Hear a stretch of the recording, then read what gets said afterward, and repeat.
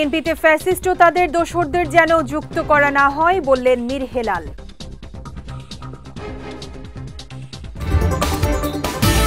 এবং আনোয়ারায় অস্ত্র তৈরির সরঞ্জাম সহ ব্যবসায়ী গ্রেফতার।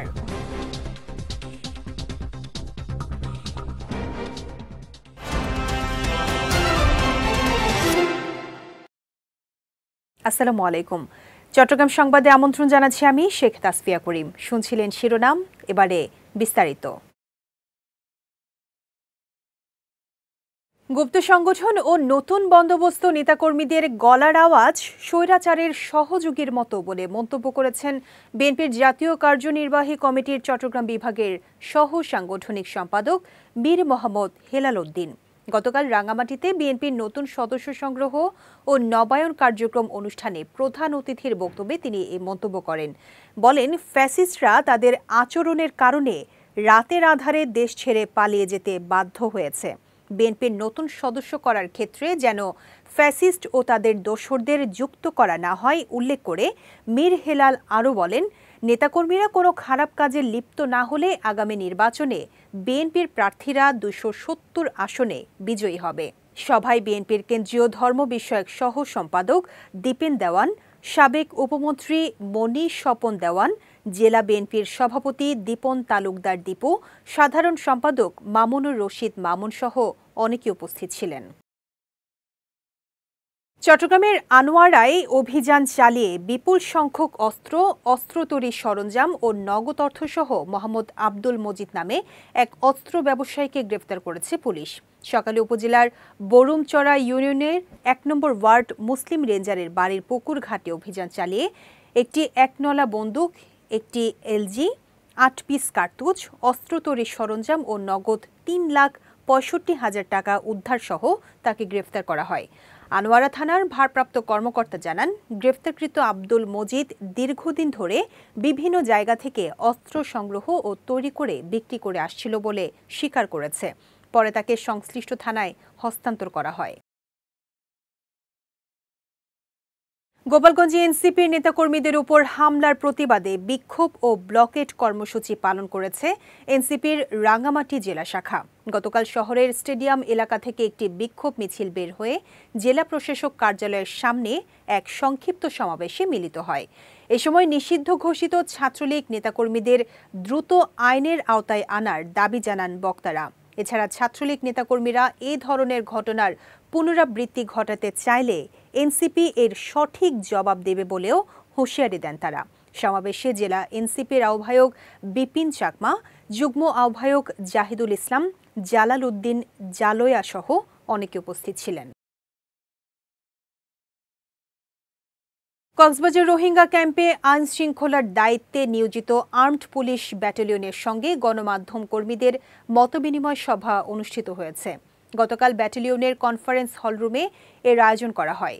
এ সময় রোহিঙ্গা ক্যাম্পের সমস্যা, মাদক ও অস্ত্র উদ্ধারে তথ্য দিয়ে সহযোগিতা সহ নানা বিষয়ে গণমাধ্যম কর্মীদের সহযোগিতা প্রত্যাশা করেন ৮ এপিবিএনের ভারপ্রাপ্ত অধিনায়ক রিয়াজউদ্দিন আহমেদ।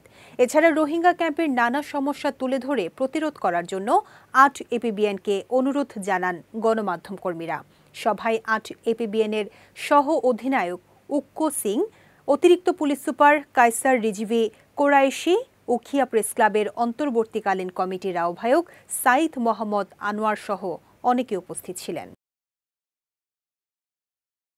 কক্সবাজারের কর্মরত সাংবাদিকদের সঙ্গে মতবিনিময় সভা করেছেন বিএনপির সাবেক সংসদ সদস্য মোহাম্মদ শহীদুজ্জামান। গতকাল শহরের গোলদিঘির পাড়ায় অবস্থিত জামান ভিলায় সাংবাদিকদের সঙ্গে মতবিনিময় করেন তিনি। এ সময় কক্সবাজার সদর, রামু ও ঈদগাঁও আসনে ধানের শীষের প্রার্থী হয়ে নির্বাচন করতে চান বলে আশাবাদ ব্যক্ত করেন মোহাম্মদ শহীদুজ্জামান। এছাড়া ফ্যাসিস্ট আওয়ামী লীগ সরকার তার পরিবারকে দীর্ঘদিন মাঠে আসতে দেয়নি উল্লেখ করে তাকেও গুলি করে হত্যা করার চেষ্টা করেছে বলেও অভিযোগ করেন বিএনপির এ নেতা। মতবিনিময়কালে জেলা বিএনপির যুগ্ম সম্পাদক আক্তারুল আলম, প্রেস ক্লাব সভাপতি মাহবুবুর রহমান, সাধারণ সম্পাদক মমতাজউদ্দিন বাহারি সহ অনেকে উপস্থিত ছিলেন। জুলাই শহীদ দিবস উদযাপন উপলক্ষে সড়ক ও জনপদ অধিদপ্তর চট্টগ্রাম জোন কর্তৃক দোয়া মাহফিল এবং বৃক্ষরোপণ কর্মসূচি পালিত হয়েছে। গতকাল বিকেলে আগ্রাবাদ সড়ক ভবনের সামনে বৃক্ষরোপণ কর্মসূচিতে উপস্থিত ছিলেন সড়ক ও জনপথ অধিদপ্তর চট্টগ্রাম জোনের অতিরিক্ত প্রধান প্রকৌশলী মোহাম্মদ আতাউর রহমান, চট্টগ্রাম সড়ক সার্কেলের তত্ত্বাবধায়ক মোহাম্মদ জাহিদ হোসেন, চট্টগ্রাম জোনের অ্যাসিস্ট ও আইন কর্মকর্তা রাজিয়া আক্তার চৌধুরী সহ সংশ্লিষ্টরা। এর আগে সওজ কর্মকর্তা কর্মচারী ও মুসল্লিদের উপস্থিতিতে চট্টগ্রাম সড়ক বিভাগীয় জামে মসজিদে জুলাই শহীদদের আত্মার মাগফিরাত কামনায় দোয়া ও মিলাদ অনুষ্ঠিত হয়। সড়ক পরিবহন আইন ২০১৮ বাতিলের দাবিতে চট্টগ্রামে মিছিল ও মানববন্ধন করেছে পরিবহন মালিক শ্রমিকরা। সকালে চট্টগ্রামের চাঁদগাঁও বালুর টাল থেকে বিক্ষোভ মিছিল বের করে চাঁদগাঁও কালুরঘাট ট্রাক মালিক সমিতি। মিছিলটি বিভিন্ন সড়ক প্রদক্ষিণ করে কাপ্তাই রাস্তার মাথায় মানববন্ধনে মিলিত হয়। মানববন্ধনে বক্তারা আওয়ামী সরকারের সময় প্রণীত সড়ক পরিবহন আইন বাতিল, বর্ধিত আয়কর প্রত্যাহার এবং যানবাহনের ইকোনমিক লাইফ প্রজ্ঞাপন বাতিলের দাবি জানান। এছাড়া দাবি মানা না হলে ধর্মঘট সহ কঠোর কর্মসূচির হুঁশিয়ারিও দেন তারা।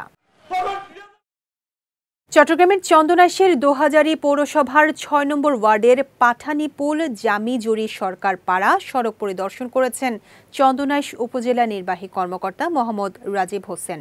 গতকাল পরিদর্শনে গিয়ে স্থানীয়দের সঙ্গে আলোচনা করেন তিনি। এ সময় ৩.৫ কিলোমিটার সড়কটি সংস্কারের অভাবে পড়ে আছে উল্লেখ করে সড়কটি দিয়ে প্রতিদিন চলাচলরত সকলকে ভোগান্তি পোহাতে হচ্ছে বলে অভিযোগ করে স্থানীয়রা।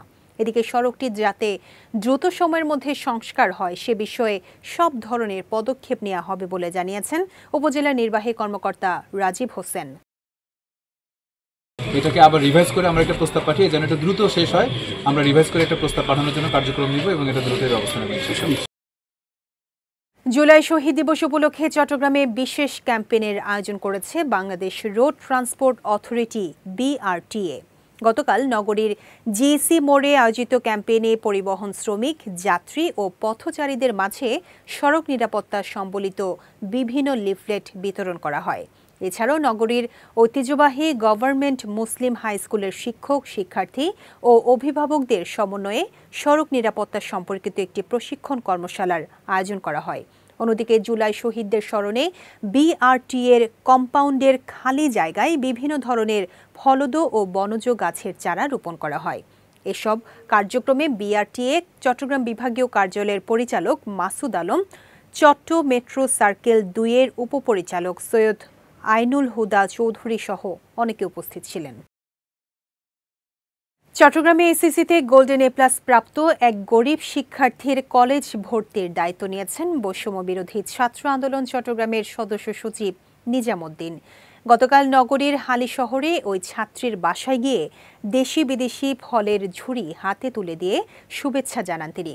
এ সময় বৈষম্য বিরোধী ছাত্র আন্দোলন চট্টগ্রামের যুগ্ম আহ্বায়ক শরীফ, যুগ্ম সদস্য সচিব ইফতেখার, বৈষম্য বিরোধী ছাত্র আন্দোলন চট্টগ্রাম সরকারি সিটি কলেজের আহ্বায়ক খায়ের সহ অনেকে উপস্থিত ছিলেন। চট্টগ্রামের মিরসরাই শিল্পনগরে ডায়মন্ড সিমেন্ট লিমিটেডের সৌজন্যে আবারও গাছের চারা রোপণ কার্যক্রম হাতে নিয়েছেন বেবজা কর্তৃপক্ষ। গতকাল মিরসরাই শিল্পনগর অর্থনৈতিক অঞ্চলে বাংলাদেশ রপ্তানি প্রক্রিয়াকরণ এলাকায় ফলদ গাছের চারা রোপণ এবং ২০০০ গাছের চারা হস্তান্তর করা হয়। এ সময় বৃক্ষরোপণ কর্মসূচি পরিবেশ সুরক্ষার একটি গুরুত্বপূর্ণ পদক্ষেপ উল্লেখ করে বৃক্ষরোপণ শুধু পরিবেশের ভারসাম্য রক্ষা করে না, বরং বিভিন্ন প্রাকৃতিক দুর্যোগ মোকাবেলায়ও সহায়ক এবং প্রাকৃতিক সৌন্দর্য বৃদ্ধি করে বলে জানান বক্তারা। অনুষ্ঠানে ডায়মন্ড সিমেন্টের উপব্যবস্থাপনা পরিচালক লায়ন মোহাম্মদ হাকিম আলী, বেবজার প্রকল্প পরিচালক মোহাম্মদ এনামুল হক, ডায়মন্ড সিমেন্টের পরিচালক আবদুল্লাহ আল ফরহাদ সহ অনেকে উপস্থিত ছিলেন। চট্টগ্রামের বাইজিদ বার্মা কলোনি এলাকায় ফ্রি চক্ষু সেবা ও রক্তের গ্রুপ নির্ণয় ক্যাম্পেইন অনুষ্ঠিত হয়েছে। গতকাল সকাল 10টা থেকে দুপুর 1টা পর্যন্ত সাইফুল ইসলাম সাইফ ফাউন্ডেশনের উদ্যোগে এর আয়োজন করা হয়। এ সময় এই ফাউন্ডেশন একটি সামাজিক, স্বেচ্ছাসেবী ও অরাজনৈতিক সংগঠন হিসেবে ভবিষ্যতেও এমন কাজ চালিয়ে যাবে বলে আশাবাদ ব্যক্ত করেন আয়োজকরা। ফাউন্ডেশনের সাধারণ সম্পাদক মোহাম্মদ শাহিনের সভাপতিত্বে ক্যাম্পেইনে ৪৩ নম্বর ওয়ার্ড বিএনপির সদস্য সচিব আব্দুল মান্নান, ফাউন্ডেশনের উপদেষ্টা শেখ ফরিদ, মোহাম্মদ নুরুল আমিন সহ অনেকে উপস্থিত ছিলেন। চট্টগ্রাম সংবাদ শেষ করার আগে শিরোনামগুলো দেখে নিচ্ছি আরও একবার।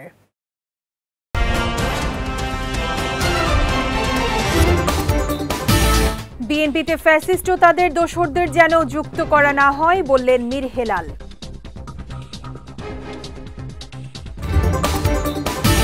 এবং আনোয়ারায় অস্ত্র তৈরির সরঞ্জাম সহ ব্যবসায়ী গ্রেফতার।